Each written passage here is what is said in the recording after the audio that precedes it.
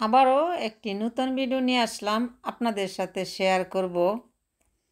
এখানে শুটকির বড়া আছে, শাক, ডিম ভাজি করতেছি। তা পাশে থাকেন। আসসালামু আলাইকুম, কেমন আছেন সবাই? আশা করি সবাই ভালো আছেন।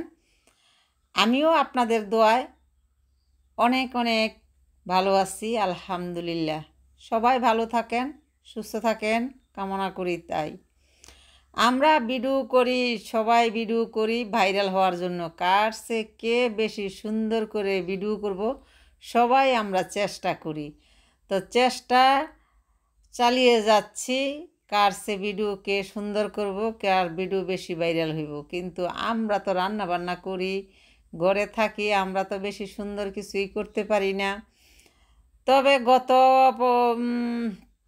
বৃহস্পতিবার না বুধবার জানি, আমার মেয়ে বলতেছে, মা রেললাইনের মাঝে একটা ছেলে ক্যামেরা নিয়ে দাঁড়ায় রয়েছে।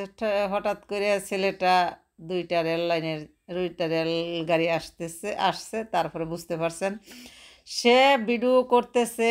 তার রেলগাড়ির সামনের ভিডিওটা সে করবে, পিছন থেকে আরেকটা রেলগাড়ি আসতেছে, সেটা সে খেয়াল করতেছে না। তো ওই রেলগাড়ি থেকে, সবার হাতেই তো মোবাইল থাকে বর্তমানে, ওই রেলগাড়ি থেকে কেউ ভিডিও করতেছে, কেউ ডাকতেছে, ভাইয়া ভাইয়া গাড়ি আসতেছে, ভাইয়া ভাইয়া গাড়ি আসতেছে।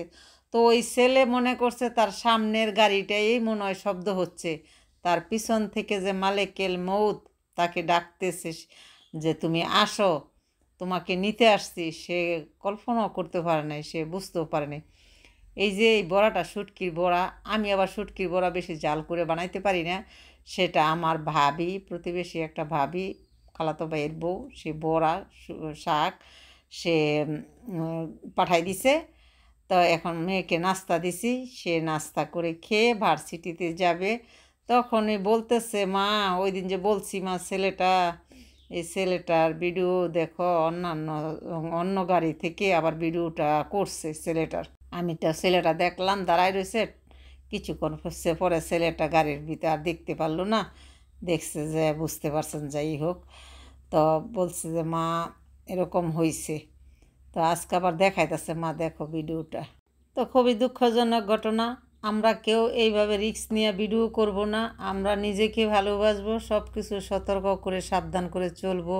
বাবা মা লেখাপড়া করায় একটু জ্ঞানের জন্য, আমরা যদি অজ্ঞানের কাজ করি তো কেমন হয়? বাবা মাকে কিভাবে সান্ত্বনা দিবে, কে সান্ত্বনা দিব? এত সুন্দর, এত একটা ভালো ছেলে, লেখাপড়া করুয়া ছেলে।